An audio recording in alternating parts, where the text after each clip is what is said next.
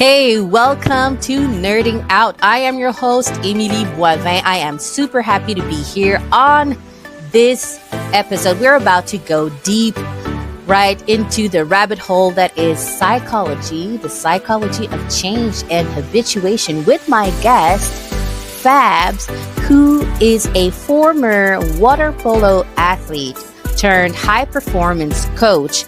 And why? Because he had to use the psychology of change and habituation to overcome major hurdles in his life, right? And now he is a husband, a dad, and somebody that really wants to tell you that anybody can change and become whoever they want to be. All right, let's listen to the show. Enjoy.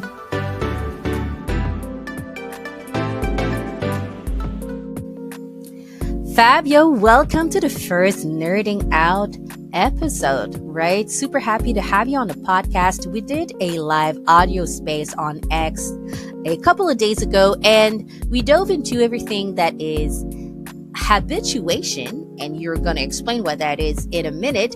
And we talked about the psychology of change, mostly based on your own experience with change, from being a former water polo athlete to now a performance coach. So super happy to have you on the show. Welcome.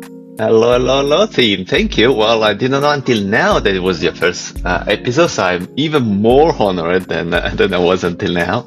That's such a pleasure to be here. We just did a space together a few days ago. That was a blast. I've known you for a few weeks. You're a lovely person. Your community is amazing. Everyone is so nice and smiling and welcoming. Once you asked me to do it, I'm super happy, happy to be here, talk about me, but mostly it's my experience. I don't want anyone to take it as I should be doing this and that, because it might not work for you. It's my experience and experience with my clients and my athletes that you might take some nuggets here and there. So that's my approach. But explain to the people, what do you do? How should we refer to you, and why do you have this experience to changing and transforming yourself and other people? Those are like a bunch of very long questions to answer. I'll try to be brief. Fabio, I call myself Fabs, and especially it's only Fabs on X, just to really say that I'm just a regular, normal dude, and that's the approach I want to keep it, forever. That's what I usually do. Born and raised in Italy, spent a good 25 years there. Start playing water polo. Maybe we'll go into that a bit more in detail later on. Then start coaching, and then I moved after I graduated as an engineer. I did a couple of changes in between, but then lately, the last big move for me was moving to New Zealand. Now I'm from New Zealand now, double citizen. I love it.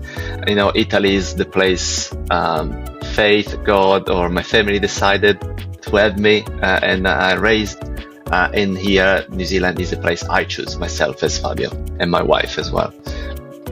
I love the place here, I love the people. So quite different, one on the opposite side of the world. So I started coaching as an athlete first for years, then went into coaching, and now I do more mental coaching. Been coaching swimming and water polo for 20 years. But my main focus became gradually, year by year, not too much the physical, even if it was always there, of course, but the mental game, because that's where I struggled the most when I was an athlete as well.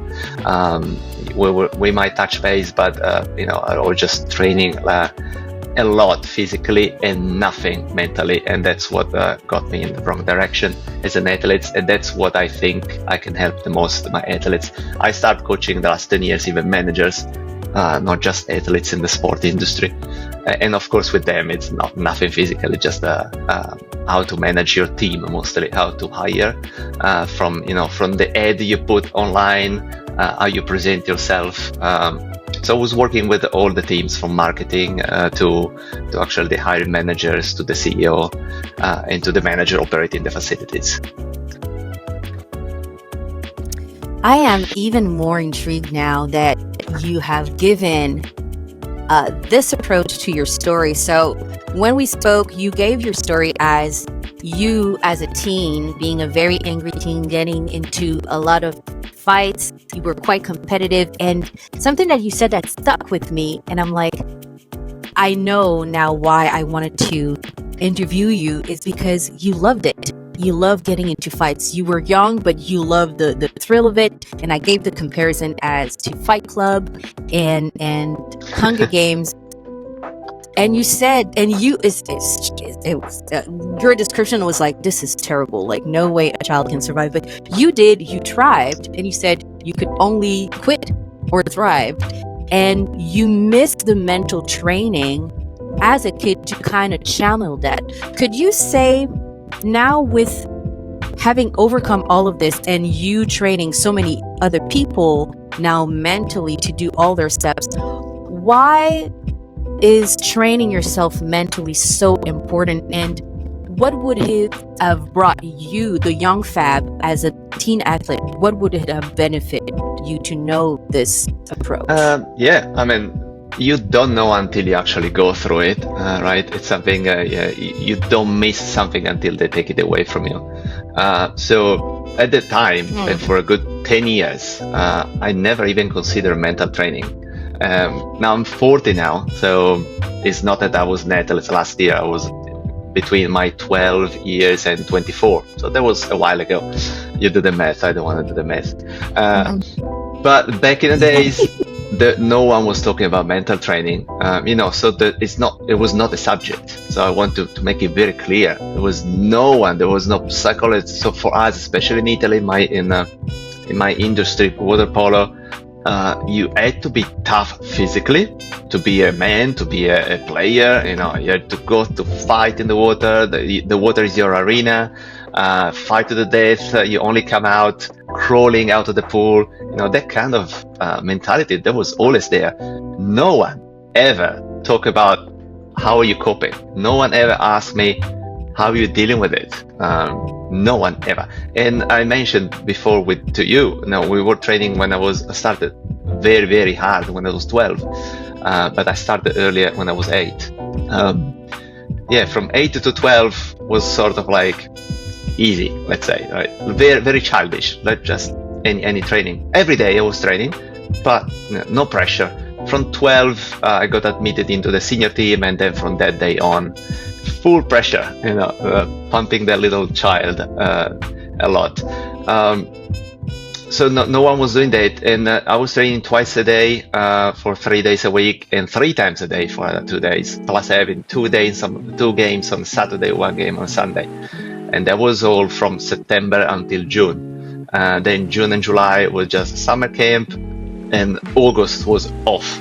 But for me, it was never off because I was going up the mountains with my parents, and I was training by myself, trialing, running, push-up, pull-ups, biking, everything.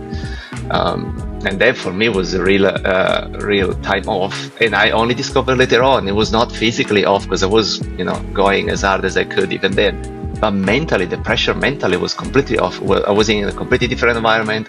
My couple of coaches that were pushing me were not there. My senior teams weren't there. You completely take someone from a different environment that I discovered later on was quite toxic. And even if you do the same thing, I could heal, but it was not enough because it was only a month out of 11. I will start the season in September, the 1st of September, like fully pumped, and then later, month by month, I was getting worse and worse. So that's how I discovered the mental game. While later, after basically I quit as a professional player and I started just coaching. I took a step back. I was still playing, but I didn't put too much pressure on myself. And there was 22, 23, 24. So my career was done. I discovered that without a mental game, it's like a solid foundations. It doesn't matter how hard you train, whatever you do for your body, you never get to the next level. And then what happened to me? So I briefly mentioned it, my pivotal point. Some people don't have pivotal point. I've coached a lot of athletes. They always like in that area. They don't have a specific moment they can actually say that's the moment I decided to change my life, and that's fine. For me, it was when I was 17 or almost 18. I got cut from the national team, and the coach that to me at the time, it was not from my region. It was from Rome, the capital. It was quite prestigious coach, right? I was looking after him like a god of water polo. And he told me, "Oh, you're one of the best players, but you're not playing in my team, the national team, and we're the world champ the next year." And I didn't know what to say. Is like, I wanted to ask why. You just said you're the best player, right? They're like, "No, I don't trust you. It's just that you keep fighting. You're not the team player." And that crushed me. That completely crushed me. I went into the shower, did a few things I'm not proud of, left. Because that was the end of the session that we were together, and then I took a 5 hours train by myself, and then from that, it's not the moment, it's the whole 5 hours. I had a lot of thinking time, and I decided that from that moment on, my life was not worth all the pain I put myself into, listening to those people that were not helping me. So it was probably a good thing that, Rome and Genova, where I grew up, were quite far away. I had all the time for myself, because thinking and inside, it was very hard to have time for myself, And again, it's a thing that no one tells you. Like, go and have a walk when you're like 15, 16. Go and have a walk at the beach. No phones, and no headphones, no music. Just go and walk. No one does it. Or just sit in your room, not even without reading a book, and just maybe some music, but that's it. Those kind of things. So I had this long train ride, and I had a lot of thinking, like probably something that I was holding on to myself for like years and years and years. And that changed me. The moment I arrived at home, I was basically, I could say I was a different man, different teenager. And then I start talking to my coaches. As I say, that's it. I took a couple of months basically off. And then when I came back, I was like, I still love the water polo, but I'm not going to look at myself, in 10 years time, still being here. Maybe, I don't know. My life could be, that's why I started studying as an engineer the moment I finished high school. Because if you play that much water polo, you physically can't study as an engineer, just too much. You're like in the pool like 8 hours a day, sorry. There is no way you can do a full degree.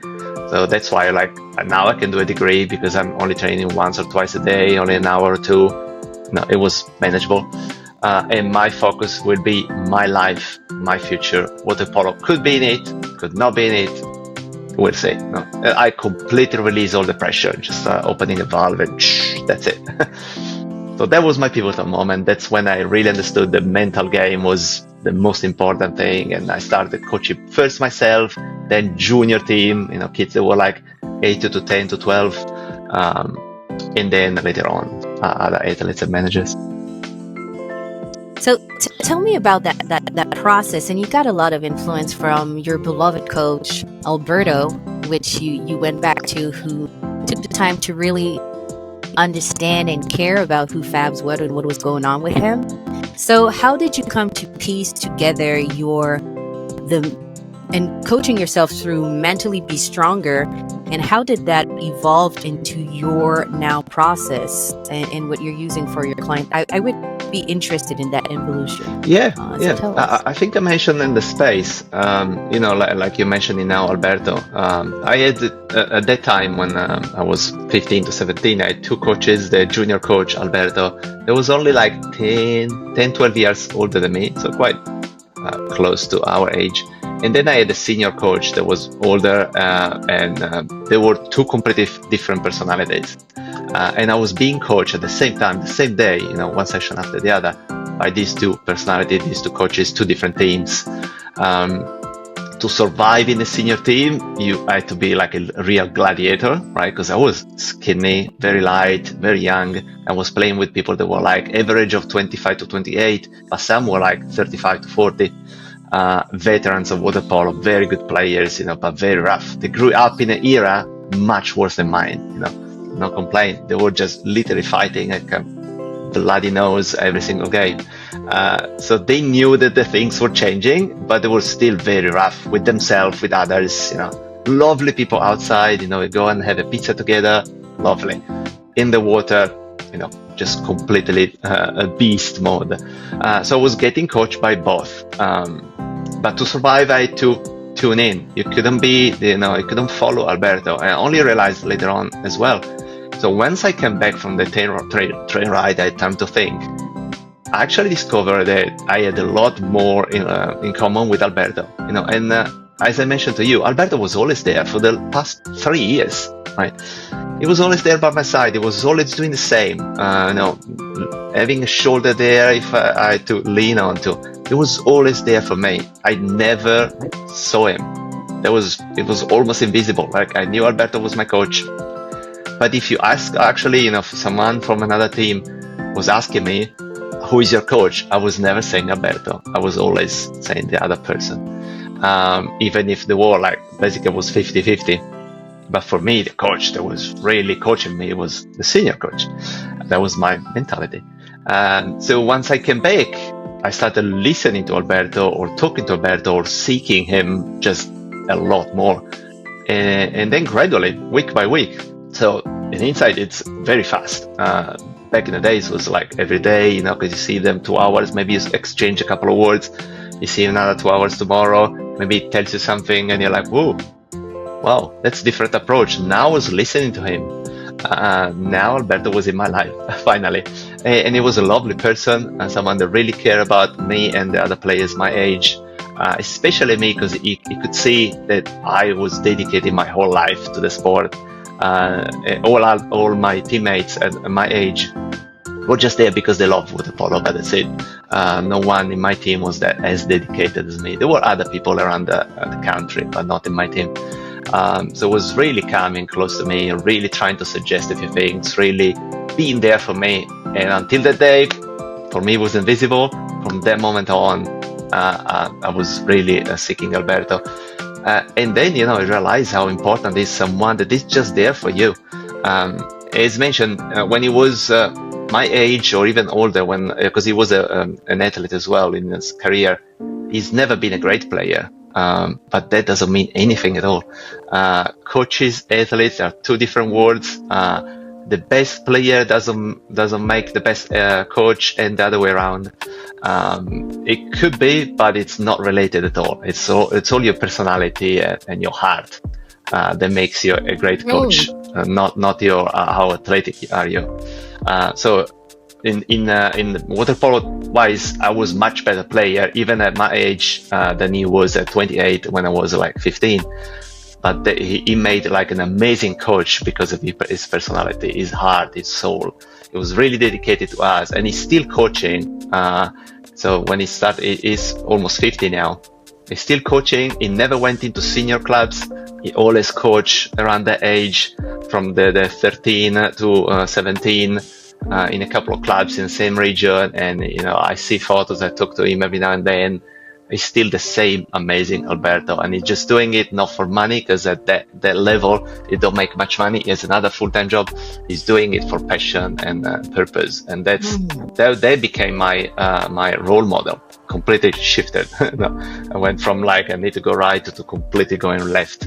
I think I never ended up going left as Alberto. I think I'm not in between, but because the senior coach still had a massive influence on me for all those years. So I didn't completely ignore him, but I started listening to both, and especially understanding that your only approach was not the right one for me, and not for anyone that I know of, honestly. That's amazing. Okay, so I'm loving this, and it makes a whole lot of sense. So then tell me about the mental game, the mental process that you are using now, that you've developed throughout the years. What is it, and how does it work, and how does it benefit your client? We're going to get to the psychology of change, but I kind of want to know, what were the reactions of the parents then and the people that came to see you, because you were pretty much introducing a new thing, and you yourself were doing a new things, because you hadn't changed that long ago, and you were seeing all those results. So bring us back. Tell us how that went, and take us into this world. Could you describe the reactions and what happened? I mean, tough reactions. My parents have always been super supportive. The thing they've never been is they were never the first one to actually push me in any direction, which is a good and a bad thing at the same time. Because if you see some kids, especially at that age, lost, that's when they actually need a little push. You cannot just be around, right? That's my idea, at least. You should be the one actually stepping up. Yeah. So it started years ago when I started working on myself. And at the beginning, it was literally just a self-analysis and talking to people, listening. Because I grew up in a world where no one was listening, everyone was talking. And it was deafening, now I couldn't live in that kind of environment. And every now and then you meet that person and, you go to a cafe and you come back home. It's like, that person didn't ask me a single question, not once in 2 hours together. So now I notice straight away. I don't know why, but I'm probably like wired on this, right? Like a dentist notice immediately if you have like some problems in your teeth, like always looking at your teeth. Similar to that. For me, it's more like a conversation. I notice straight away if you are there and you care even a tiny bit, or you're completely in your own head. So I started doing that. It was very simple, very just questioning myself, asking questions to people that I care about, just opening up. If you can summarize, just opening up to myself and to others.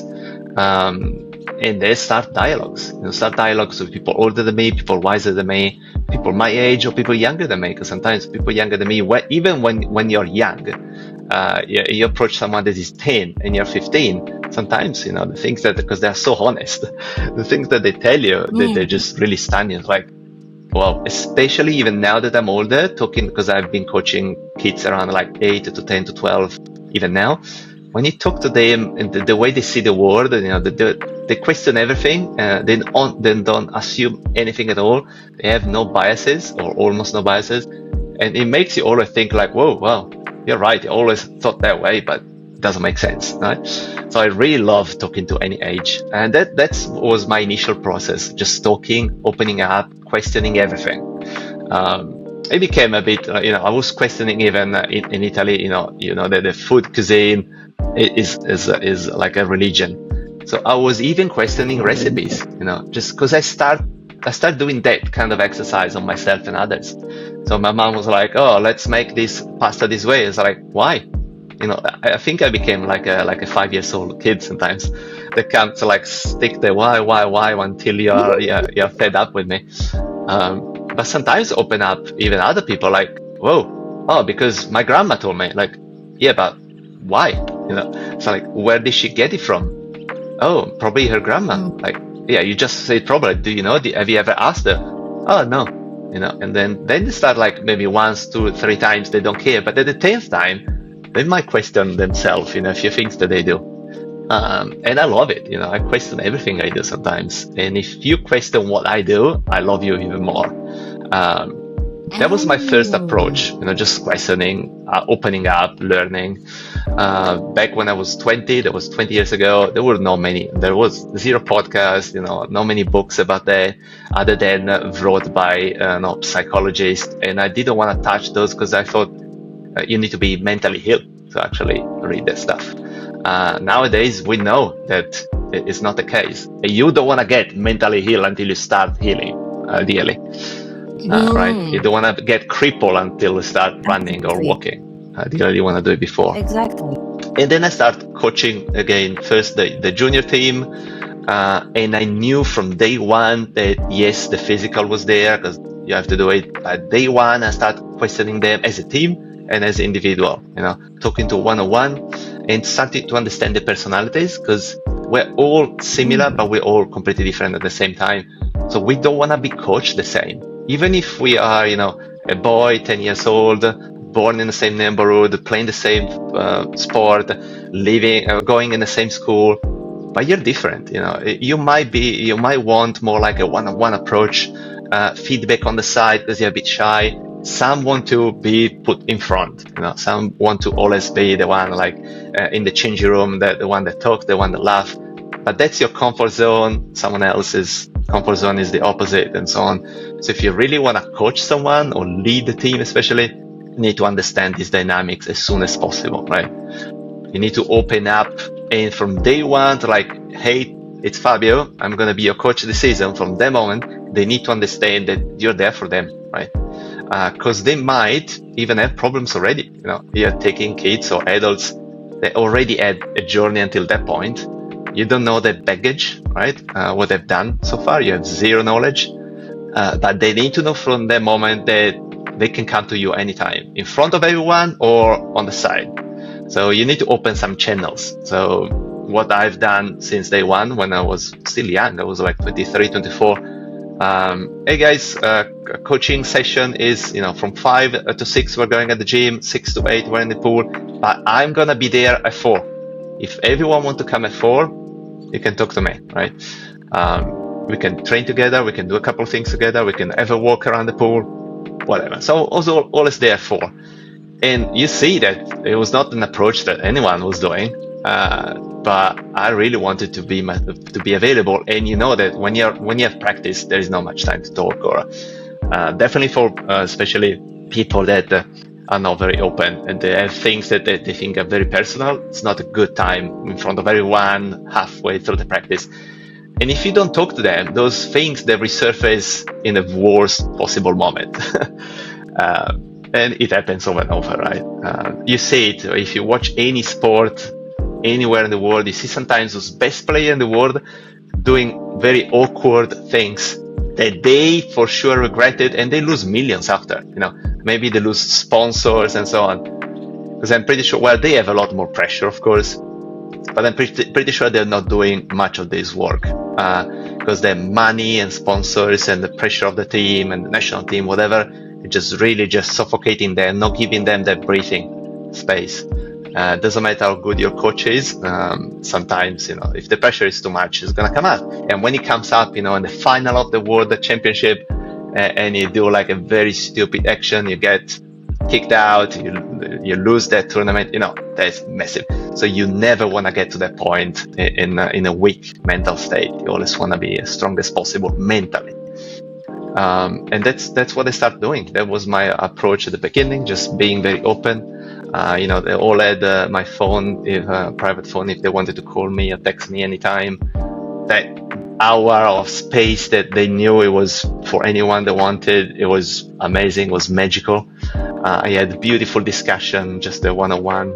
Sometimes 2 or 3 were coming in, and it felt a bit awkward at the beginning. So we started chatting in 2 or 3 instead of one-on-one. And they bonded, they start bonding. It's like, I was very open. I want to talk to you about this. They want to talk to us about the same thing. And, only 2 players that start bonding, 3 players that start bonding. And it became beautiful, honestly, very, very nice. And then I started doing more and more of these, then my coaching time, physical coaching time, was getting less and less. And then the space to talk becoming like half a day, then full days, then full time, basically. And then I expanded with because I was growing up and being an engineer as well, I expanded with colleagues and families, people much older than me, because they saw what I was doing with people my age or younger, and they're like, let's have a chat. Because I could see that people much older than me, my parents' age, they were very stressed, very negative. They were not happy with their life. And then I started questioning them, and they were like turning like, oh, but you're 25 years younger than me. Why are you asking me this question? Like, in a nice way, but there's always been this, you respect the elders. They're the one that are wiser. They're the one telling you what to do. That's how you grew up. But I didn't think it that way. Anyone, any age could be wiser than me. Age can help, but it's not a given, right? Similar to practice. You can practice 1,000 times something. Doesn't mean that you can become better than someone that just started practice, because the quality of the practice is the most important thing at the end of the day. Okay, I am loving this, and I'm getting so many questions. First of all, the comment that you made that when I started coaching, there weren't any books on psychology or anything, and I thought that to read those books, you had to be mentally ill, right? And you were basically fashioned with the mindset of the time. I had a brother 1 year older that's been like troublesome during those years. So I had that problem as well that we never touched with you. So it was going in the opposite direction as me. Quit water polo when it was like around 12. When I started getting serious, it was starting going into bad habits and bad things, bad communities. So for my mom, her whole attention had to be on him, because it was bringing troubles every single day at home. At school, it changed like 6-7 schools. I lost count of during those years. He finished high school after me, even if he's a year older, 2 years later. So just it was very, very, very lost. At least I had water polo, but my anger came back home toward him as well, because he was the one disrupting my peace at home as well. So not great times. But once I changed, as I mentioned, I came back from that rejection at the national team. I had discussion with my friends as well. I had a big groups of friends for we were 10 to 12 the whole time growing up. But as you mentioned at the beginning, I was bringing fights, in nightclubs as well with them. I had a big discussion for a few months, and then we parted ways. I was the only one that was going in one direction. They still wanted to do the same things over and over. That was not my life anymore. I think I basically, you can summarize, I just grew up very quickly in those few months, just very quickly. Some people never do. Others do it gradually. Maybe you go 17 to 25 and you're a different person. I was 17 to 17 and a half. I was a different person. When you have like a shock, you need to react quickly. You cannot just gradually adjust to a shock. So that's what happened to me. I cut all my friends. I was left with 2 that were not even my best friends at the time. They became later, year by year, because they were very different from me back in the days, but then became very attached, and we love each other now. They're my 2 best friends. They're still in Italy. I'm in New Zealand, but we still talk to each other very frequently. Whenever I go to Italy, I try to find even half a day to go and drive and meet them. They became my best friends by far, but they were not at that time. So, and again, similar to Alberto, they were always around. I had them around school, around the pools, in different ways, but I never actually hang out with them. I never talked to them too much. I knew who they were. We met a few times. So that's beauty. When you change, you open up and you see different colors around you. Did I answer your question so far? So far, I think you did. I think you did in the last part. So then maybe, how would you define the psychology of change? You've kind of illustrated it with your own experience and example, but for our listeners, how would you define it? Explicitly? There's another big question, and it was a whole journey. What you asked me before is how I actually train people now, and that's how I actually define the psychology of change. Otherwise, it wouldn't make sense. I told you how I started. Then I started, of course, studying and reading. In the last few years, I started coaching high performance swimming as well here in New Zealand. The last 10. So you read a bunch of stuff. Now, luckily, there is just probably too much information out there, which is great. You just need to filter it. Then I started doing a lot more physical in different ways. So I started using CrossFit, and I love the methodology. So what I've done, I use the CrossFit methodology for physical training to actually do mental training.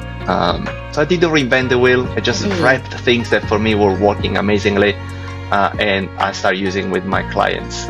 Then I started using them one-on-one with people that knew me. I knew them, and only in the last 6 months, I've wrapped them into a few courses in PDF that people can use anywhere they are in the world, even if they don't know me. So that my idea now would be to democratize my methodology for mental fitness to the masses, to anyone. I don't want just to be able to coach 2 people a week because of my time constraint. I'd like this methodology to be available to anyone at the lowest possible cost. At the moment, that cost is free, so I don't think I can make it cheaper than that. And I have 2 courses, the basic and the master. foundations of positive change. There are 6 weeks courses where there are 3 workouts that are different one to another, but they're same focus each week, and then they shift focus on the following week. 6 weeks each, the basic and the foundations, so it's 12 weeks in total. Of course, those are like, as any 6-week course, they're self-paced, so if you struggle one week, don't move on to the following week. You can repeat it more often and stretch them as much as you want. But they give you quite a good understanding of what could be going on in your head. And I mentioned that every week you start changing focus, because I don't know you, and I couldn't do just a course or one focus only, because that might not be the right one for you. So those are things that those 2 courses for me are for you to discover what works and what doesn't for you. So that's probably the best gift you can get from those weeks. You might find like a week or 2 during those 6 are like absolutely brilliant for you, and they really change you, and they can really work around your routine. There are different factors for any kind of training, not just mental training, that makes you a successful training and program. It could be, that all the trainings are only 5 minutes, and you're freaking busy at the moment. So those 2 weeks are amazing for you. Stick to those 2 weeks until something changes, and you can maybe adapt other kind of trainings. So that's my idea. Or maybe because you like the methodologies on those 2 or 3 weeks and you don't like too much, maybe you don't like journaling because you're not the kind of person that start writing down things. So maybe the week that focus on journaling, do it, because you always should be doing things that you don't like that much, because those are things that are gonna have more impact. But don't stay there too much, because at the end of the day, you need to be able to stick to your routine for as long as possible. So I start wrapping it, making it as easy and accessible to anyone that can have this PDF without me, without knowing me. Because I mentioned, I've always coached people one-on-one. So every time they had a question, we were talking about that. So for them it was easier, let's say. If you don't know me, you just get this PDF. I'd like you to be able to do the full training by yourself and have the most benefit. And so I started working with the concept of habituation. That's the same thing. It's a fancy word, but it's just a word that really describes everything that can happen to your body and your mind, both of them, with habituation, with constant practice over a long period of time. So as I mentioned to you probably once, you cannot do a training for anything. Imagine learning a language. You cannot do 5 hours on Monday and that's it for the rest of the week, and then another 5 hours next Monday. You will see progress, but very slowly, very, very slowly. And most of the people, I'm talking to the 99% of the people, they'll give up before they actually master whatever they're learning, an instrument, a language, a sport, a profession. It's so much better to do 10 minutes each single day, but for a long period of time, for month and month and month, than the other way around. There you can master anything you want. You can become, the world champion in chess if you want to. Why would you say then it's so hard for people to change? Yeah, that's like $1 million question. But you'll say it. You try something and you quit 99% of the time. It was not too important to you. There's no other question. If something is important to you, you'll make it work. Then, of course, life happens, right? Life is not perfect. Life is a bunch of things. Have you seen that experiment where the professor take a big glass and start filling the glass with big rocks? And then he asked the rest of the audience, like the students, like, do you think this glass, and the rocks went all the way to the top, do you think this glass is full? And half of them are like, yeah, it's full. And then he start getting sand, and he pour a lot of sand in it, right? And then put the sand all the way through. And then, now do you think the glass is full? And almost everyone, yeah, now it's full. Then he start getting water, and he pour the water in it, and it's still a full, smaller glass of water still fits in it before start overflowing. And then, now do you think it's full? And people didn't know how to answer now. And that's life, right? So life is like your glass. If you start filling that glass with things that are not important to you, it will get full before you actually start working on the things that are important to you. So life is, to me, is understanding what's important to you, what's not. It's definitely doing some sacrifices, because time is 24 hours until some AI god will change that. Will change our biology somehow, and we'll become immortal beings.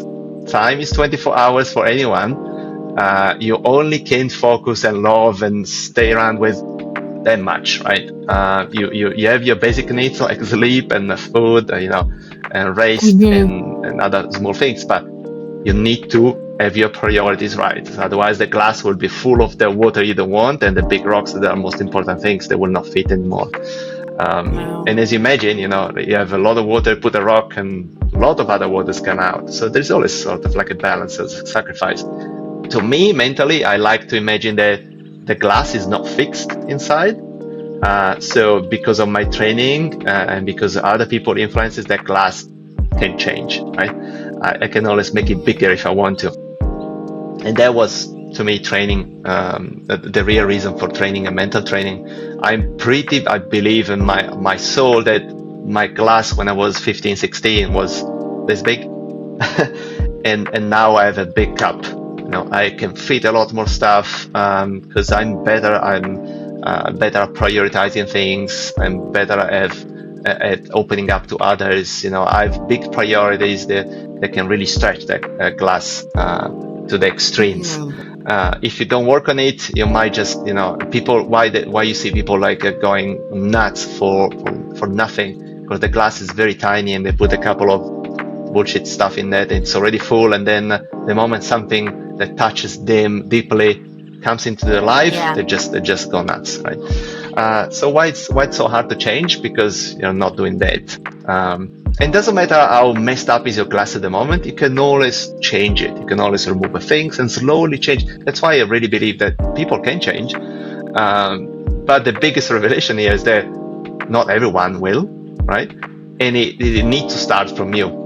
It doesn't matter how good, the coach, your spouse, your brothers, the people around you, the environment, it doesn't matter how good everything is. If you really don't want to change, you're not changing. So that's why I ask if you probably quit a few things, is because they were not too important to you. Even if you see that maybe there are things that are very important to your brother, your spouse, your son, someone important to you, but if they're not very important to you, it's very hard. It's very hard because life, it's all about like day by day by day by day. You're only winning if you show up tomorrow, right? So it's a very long game. People struggle to project themselves in 5, 10, 15 years time. And the one that don't struggle are the one that are very successful. And not just talking about money, the classic Elon Musk. Elon Musk honestly had like a massive 20 to 40 years vision when he was 20 years old, right? So it's not that he had his success yesterday or he won the lottery. He worked his ass off, but he could see the crazy potential for himself in 20 years time. How many of us do actually project our life 20 years ahead and work daily for that goal? Almost no one. And it's not our fault at the end of the day, just a tiny bit, of course. If we don't, of course, we are our own creators, and there is nothing else. But it's a society. We're built, we're designed. Our cities are designed for you to do things today, earn money today, spend money today. That's it, right? They're not. Are they teaching entrepreneurship at school? No. They just teach you how to be a good employee, right? So they don't really question it. Are they teaching psychology at school? Maybe, like 1%, how much importance they do it to those things. They usually like subject that you can take, but you can even skip. And in Italy, it was even worse when I grew up. And honestly, I talked to, because we have some friends that are teachers in Italy, and nothing changes. They give a lot more focus on Latin and Greek and math than to actual languages and music and art and psychology. It's just ridiculous that they don't teach you how to think. They just teach you a bunch of information. But now everyone knows, especially we guys that were always active on X, everyone knows that information is not going to be too important in the future, because you're going to have AI softwares that they know a lot more than you do. What will be very important is the emotions, is the human part, So things like art and music, things how to talk to people, how to interact with people, how to listen to people, to me, they will become so much more important than to actually be really good at designing a bridge, because AI will be able to do it with a click. I want a bridge between A and B. You take a photo of two islands and AI will give you the whole thing, so the classic engineer will not be there. But I think the engineer will become the person that goes to those islands and see it and talk to the population there and understand what kind of bridge they actually want. Do they actually want a bridge first, right? And then what kind of bridge? What will make you happy? Bigger, smaller, what kind of shape? Do you want bunnies at the top? That kind of interacting with people will become like a billion times more important than anything we can actually do with the pure information. So that's my vision. That's my psychology of success. It's just projecting yourself 5 to 10 years time. It's very hard now, I understand, but it's still an exercise you need to do. It's still something you need to work on yourself. Before, probably 20 years ago, you could have done a projection in 20 years. Now it's probably 5 years is already ambitious, but it's great. You wake up every day thinking and dreaming and working toward an amazing goal. If that goal doesn't scare you, it's just they are not dreaming big enough. Wow. And you'll be surprised. Sorry, I finish it, but you'll be surprised how often you actually smash the 5 years goal earlier than that. And then, of course, you need to dream bigger. But it's fine, because people are conservative. People the 5 years goal, it would be like a 10% increase on my wage. Like, come on, you can dream much bigger than that. It doesn't mean that you need to start your company, but think your life like 360. How is your mental state first? Are you very happy now? What can you work on toward? What's stopping you? It just could be something physical. I literally can't move from here, or it could be like, oh, I can actually do anything if I want to. I'm not happy where I stay. I can move across the world, and man, you can't tell me you can't, because I've done it. I've done it multiple times, so there is no way you can tell me, and I've done it with no job, with no visa to stay here. I find my way to stay here because I loved it. But that was not the first country I tried. I tried Australia. I didn't like it that much, so I left. I tried California in the US. Didn't like it that much, I left. And there was months at a time, a year, 6 months. I tried Norway up north in Europe for 2 years. I liked it, but not for my whole life. I left. It's not that I came to New Zealand, I found gold. Nope. There was a long process. At the same time, I was working on myself, working with clients, and so on. So you can change. It's up to you. You need to start working on it. That is so impressive. So as we are wrapping up, and I would have so many more questions, but hopefully we'll get to come again. I would want, you sort of described an exercise, right? Like, and for the listeners, I hope that you have a pen and paper to write those down. You dropped in some important, key questions to ask yourself, right? In terms of making projections for 5 years from now, and even if you want to make a small change. So let's say, and I'll use myself, right? Let's say that for me, I want to discipline myself or master myself, because really for me, the way my mind works, I have to kind of wrangle my own mind to be focused and work, right? And that to accomplish, building the show, building the podcast, and that's within the year, right? The next couple of months to a year and on. So what could be a simple, let's say, journaling exercise or practical exercise? So bonus, if you could give us a journaling exercise with questions that I could journal on, and maybe a practical exercise that I could do, right? And that maybe could be applied to many other examples for the listeners. Yeah, love it. I have plenty. So the first thing I do whenever I work on anyone that I don't know, you need to gather some data, right? Similar to advertising, you cannot just throw a random ads that I've copied and pasted with someone else and works for you. I need to know who you are, what you propose, who is everything, right?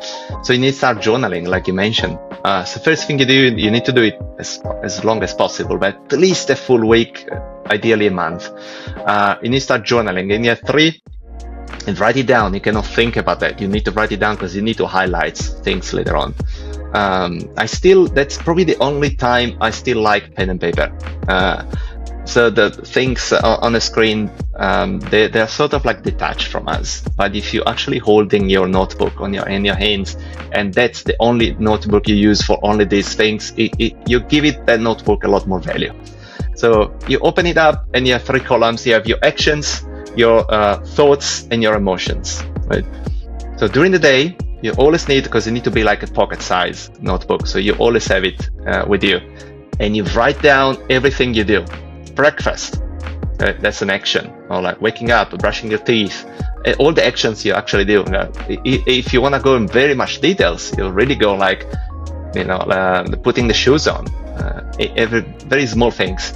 At the beginning, you can be a bit more general, then you need to go a bit more details every day you pass by. So your actions, your thoughts. So what are you thinking when you're doing those things, right?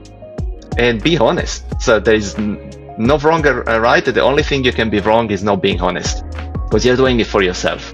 So you cannot lie. Like breakfast, oh, I'm thinking about gratitude. Are you? Really? Just say it, because it's for you. No, you don't need to show it to anyone. Just think whatever you're thinking is there. And then your emotions. That's the hardest one. You'll need, probably that's the part you actually need some guidance most of the time, but you can start doing it by yourself. How are you feeling in the moment? You're doing breakfast. You're thinking about the debate last night. How are you feeling about that? Really feeling. And you can put a couple of things there. And then you do it for every single thing. Ideally 1 page per day, so you always have the full page in front of you. Go in detail as much as you can. Of course, put the things that you care the most there, right? But then you can go on details, even things that you don't think, right? And then day by day, you need to highlight the things. So you see if in the morning you see stress, and then you see it again at lunchtime, you see it again in the evening, highlight that. Maybe the same color, stress is red, happiness is blue, and so on. Day by day. Then you need somewhere else that this time when you're analyzing it, could be at the end of the week or at the end of the month, how long you want to do it. You can do it on your computer, on Notion, whatever, and you summarize everything. Like how many times I've seen stress linked to this action, or stress linked to this thinking. How many times I've seen positivity, negativity, sadness, resentment, and all the emotion that you go through during the week or during the month. So this is a very, very good exercise to actually start analyzing yourself. Cool. So that's number one. It's to get to know yourself from sort of like an external point of view, because in the moment when you're doing it, it's you. But once you review it at the end of the week, it's almost like analyzing someone else's diary. And you can be more detached, and you can actually just go with the linking things. And then the more you link it, the more you wrap them together, the more you understand the pattern. What do you do at the end of the week or the month, whenever you want to start working on it? Because until then, you're not working on it, you're just journaling it. When you want to start working on it, you need to remove the things that are causing you stress, anxiety, negativity, or minimize them as much as possible, right? And then do the opposite on things that are causing you to be positive, smiley, and happy, and you do it. It's sort of like, as I mentioned to you once, it's decluttering your life. And you declutter things that you don't need. They're causing you trouble. They're causing you to be in a mental state you don't want to be. First thing you want to do is don't put everything under the rug, right? You just honestly want to remove them from your life completely. It doesn't happen overnight. As I mentioned, it's maybe you're minimizing them at the beginning, but it's already a massive improvement. Imagine then you redo it again, because maybe you do this work the first week of the month, and then you work on it for the rest of the month. Then you do it again the first week of the following month. But now you're not starting at the same starting point as month one, because you already decluttered the rot, and you do it again. It's like filtering. It's like a funnel. At the beginning, you start removing a few things, but then the lower you go in the funnel, the smaller it gets. At the end, you're only left with things that you really want to work on, or the person you want to become, and so on. So that's why it's a long-term process. But journaling in this way is really just, as you mentioned, probably you noticed, I'm very clear on who I want it to be. So it's very easy for me to express it because I've been doing it for decades. So it's not because my filtering system is beautiful and overnight, like, oh, all decluttered. No, it didn't happen at all. It's the same filter. Our brain is the same filter. I just been using it this way for a long time. And then, of course, as a coach, the more you explain it to people, the easier it gets for you as well. That's kind of a perk. So that's one way. The other way would be a simple exercise that you can do it anytime, even now. Or what I do is at the end of the day, it's my MWAP, as many wins as possible. You can stretch the time, do 5 minutes only, 15 minutes only, do it as long as you want. What you do is your success at the end of the day, you focus on one thing. You can focus on how many success in 5 minutes you can write for the past years. You know, how many things have been very happy for you, successful. Then you can have another 5 minutes immediately followed by in the past month instead of the past year. Then in the past week, and then today. At the end of the day, you do it. What are the wins today? You will notice that it's very easy to be very general and do, everyone can write 5 or 6 or even 10 things for the past year. But then the past month become a bit harder. The past week become very challenging. Some people can't even write a single word of what was okay and grateful for on the day. And there will be, it's fine. Don't be judgmental. That's totally fine, especially the first time. So like, maybe you had a crappy day. Even on a crappy day, with training, you will find there's very good things to be grateful for. But leave it blank. It's a training. Training doesn't mean perfection. You will have crappy training days. Think at athletes. Do you think that every time Michael Phelps was swimming was doing world records? No, he's done like probably 12 times in his life, only in the time that counted. But he had crappy days. It was training anyway. You train anyway, even if you don't feel like it. So you leave it blank, and you're like, okay, tomorrow I try to do better. What do you do now, knowing that at the end of the day you're doing the exercise? You rewire your brain in looking for positive things while you're doing them, instead of waiting at the end and rethink about that, right? So let's say what worked for me is like, okay, the first time I was doing it, okay, now I know that I want to write this bunch of stuff for today. I'll go smile at people. I'll help the older lady to cross the road. I just if someone drops a pen in the office, I'm the first one to pick it up and give it to them. Just very small things, but then you pile them up at the end of the day. It feels like an amazing day, and nothing changed. You didn't get the promotion. It just nothing major changed in my life, but it's a very beautiful, positive day. And honestly, you even made nice days for most of the people that you touched, right? So that's the MWAP at the end of the day, as many wins as possible. It's my favorite exercise that anyone can do. It doesn't need to have bigger explanation. It will do wonders for you. It's almost magical. Then you can start doing, instead of focusing on the time frame, and I'll wrap it up, otherwise it's too much stuff. You can focus on topics. What are the wins just relative to my spouse in the last year, month, week, and day? The more you focus on things that are really connected to your soul, the harder it gets, but you get the most reward. So it's not something I will suggest to do it tomorrow if you have never done it. I would suggest to start with very easy things, very general, just a time frame. So you can put whatever, the food you like, the walk you had, and so on.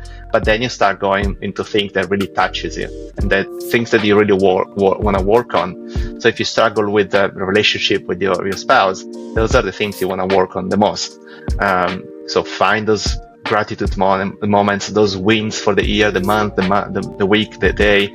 Do it as often as possible. And final bonus, when you're ready, you need to discuss those things with the spouse as well. And you open up this discussion to the beautiful relationship, that changed my life, changed my relationship with my wife as well. And with anyone, with my parents, 15 years ago when I started doing it. That's the go-to. Well, those are amazing go-tos. What can you tell us about neuroplasticity? Absolutely. Everyone that is smarter than me that knows that neuroplasticity works. It's scientifically proven. You can rewire your brain however you want. It depends on your habituation, the things you're exposed to over a long period of time. That's as simple as that. So if you always watch the CNN giving you bad news in the morning before you go to work, in the evening before when you come back to work, your brain is gonna be wired to look and feel and things those negative emotions. There's no other way around it. Once you remove that and you just talk to people like Emily that's always smiling, you surround yourself with people that are positive, uplifting you, that maybe a couple of steps ahead of you, so they motivate you. You're gonna become that person. So find anything you want to play, an instrument that brings you joy. It's not a waste of time. That's the person you're gonna become. Is a person that feels joy. Imagine how much you can do it in your life, at work, with any connection you have. And especially the more you do it, the more you're gonna be ready when things are gonna disrupt that joy, because that's life, right? Someone crashes into your car when you're going to grocery shopping. No one is happy about that. I'm not that naive that with my training I'm gonna be like, thank you, buddy, high five me. No. But with my training, I became the person that, when I was 17, I would have gone out of the car and, doing something very stupid. Now I'm the person going out of the car like, are you okay? Are you hurt?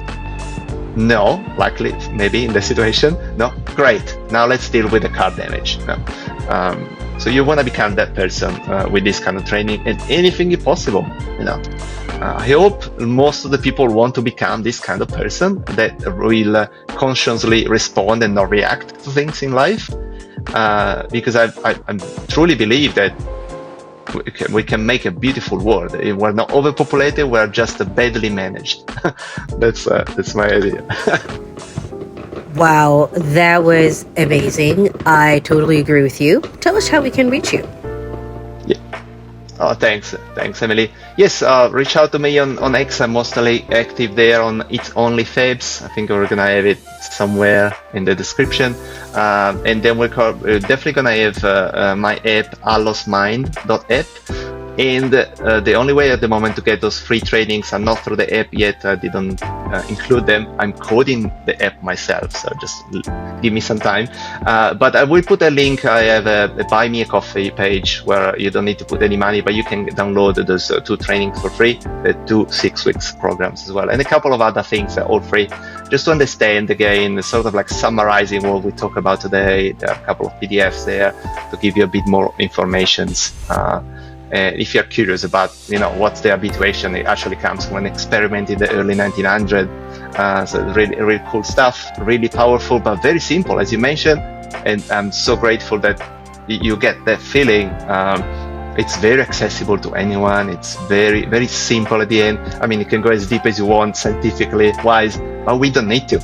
It's the same thing as everyone use the fridge, but almost no one knows how to actually work the fridge. Just if you need to fix it, who cares? But you want the benefit out of it. So that's the same thing. Download those things. Allos, it's my app. It's going to become fully available in the next 2 or 3 weeks. I hope so. Where you can start doing those 2 programs at the beginning, instead of reading through the PDF, actually through the app. And then I'm going to implement more feature according to you guys. Whoever is using the app is more than welcome to give me feedback. And I'd like this kind of feature. I try to build whatever the audience needs, and not what I think. So I am blessing it. I am so privileged to have the chance to talk to you at this time, because this is going to be big. If I feel this way, I'm sure that people will feel the same way, guys. So again, these will be available in the show notes, in the descriptions. Reach out to Fabs. It's amazing. So we nerded out. As I said, we came out with gems. So until then, stay curious and nerd out. Fabs, thank you so much. Thank you, Emily. It's been a pleasure. Follow Emily. She's amazing. Absolutely.